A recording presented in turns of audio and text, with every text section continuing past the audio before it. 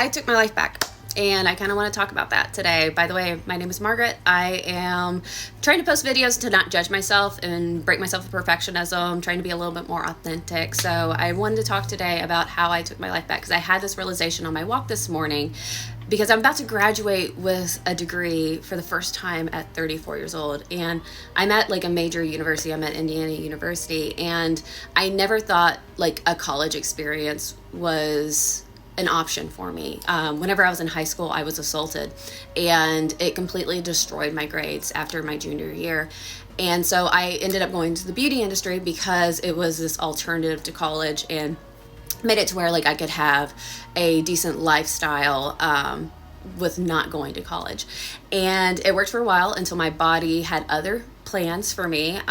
In 2017, I got really sick, and I didn't get a diagnosis with Ehlers-Danlos until 2 years later. But once I got that diagnosis, I realized very quickly that I was going to have to change jobs, because manual labor was not going to work with what this, like, what this system has got going on. So I went back to school for the very first time, and through rain, shine, divorce, and a pandemic, I got my associate's degree, and I transferred and moved to Bloomington during the pandemic to continue my studies, and ended up getting a full ride scholarship.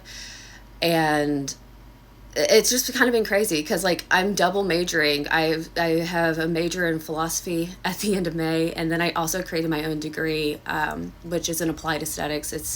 It's a branch of philosophy. It's like the study of the social constructions of beauty. And so the way I've used it is to study the beauty industry and its effects on women in marginalized communities, and how beauty impacts them. And so that is going to be my 2 degrees that I'm going to have at the end of May. And it's just really surreal, because I never thought that this was an option for me. I never thought that it would be possible to go to school, to do well in school. I was a kid that had dyslexia and ADHD, and I really struggled.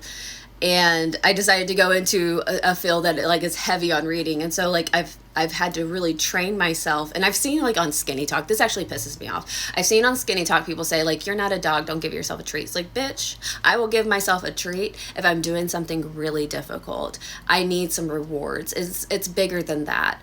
And so yeah, like I would eat chocolate after like reading a really hard essay, because like it was something that I personally needed to like reaffirm that I was doing something that was really hard, and that my brain is not naturally wired to do. And I tell you what, I did really well in classes. I got 100 in a symbolic logic class. Like I hate symbolic logic. I think that it's an overcomplication of language and how we actually do things. But I did do well in a class, and I think that that's really cool. I also took like finite math, and that class was really fucking hard. And I did really well in that too. It took studying, and it took the time to like invest in what I was learning and invest in what I was doing. And I'm really, I don't know. I had this realization on my walk that I'm like, I'm pretty happy with the big change that I had to make, and because it was fucking terrifying and scary. But I tell you what, it's been really fruitful. It's been really helpful to not only my confidence, but just the way that I see the world. That if you want to change your life and you want to do something new, you will find a way to do it. And that's kind of what I wanted to share today. So anyways, I'm going to post this and throw it out into the void. Y'all do with it what you will.